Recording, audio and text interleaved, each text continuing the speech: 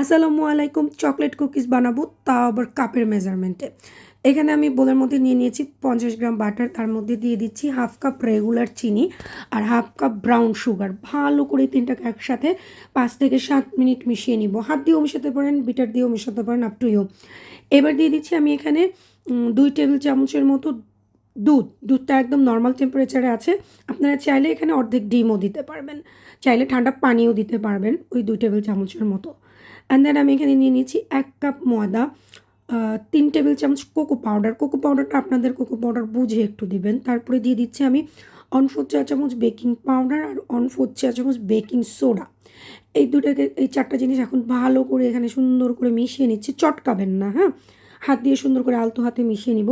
যদি মনে করেন অনেক বেশি ড্রাই আছে ডো, সেক্ষেত্রে আরেকটু মিল্ক এই পর্যায়ে অ্যাড করতে পারেন, হ্যাঁ? অ্যান্ড দেন আমি 40 গ্রাম করে মেপে নিয়েছি এক একটা কুকিজের জন্য। আপনারা আপনাদের পছন্দ মতো সাইজ নিয়ে নেবেন। বলগুলোকে বানিয়ে আমি চিলারে রেখে দিয়েছিলাম হচ্ছে আধা ঘন্টার মতো। আধা ঘন্টা পরে এই যে বেকিং ট্রেতে দিয়ে দিলাম। 170 ডিগ্রি সেন্টিগ্রেড তাপমাত্রায় 18 মিনিট